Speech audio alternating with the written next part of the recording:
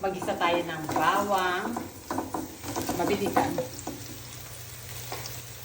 Isunod na natin ang sibuyas.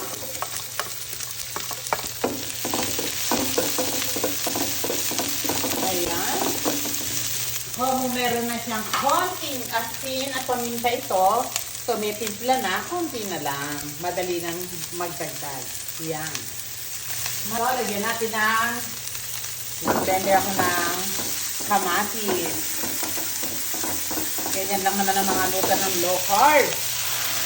Yan. Bilamihan ko ng kamatis. Ito yung pinaka-sauce niya. Wagat. Pag nilagyan natin ng chili, garlic.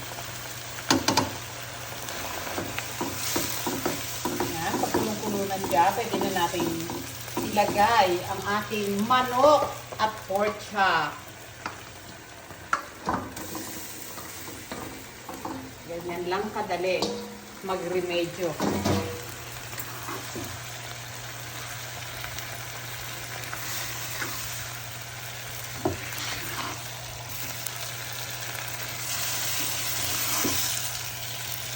Yan, haluin lang natin. Halo. Halo. Ganyan lang.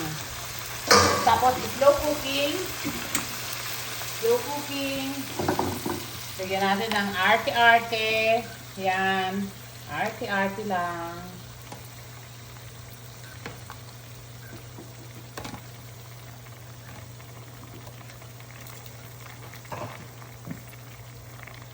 Lagyan natin siya ng parsley. Parsley.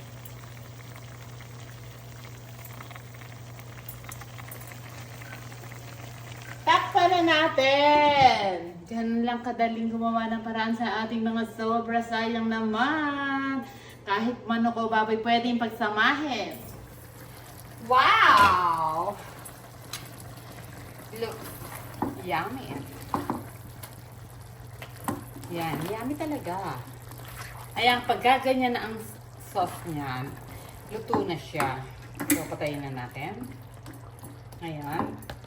Tikman natin. Kurbahan natin. Siyempre, pag tumikim tayo, kasama na yung pinaka-sauce.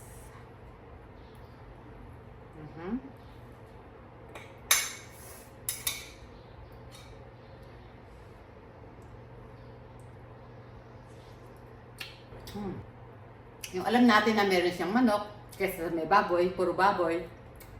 So, ibig sabihin, pwedeng paghaluin din yung baboy at saka yung manok. Parang adobong baboy, manok. Try nyo rin po ito. Yung mga sobra-sobra nyo, hindi na pinapansin ng mga bata.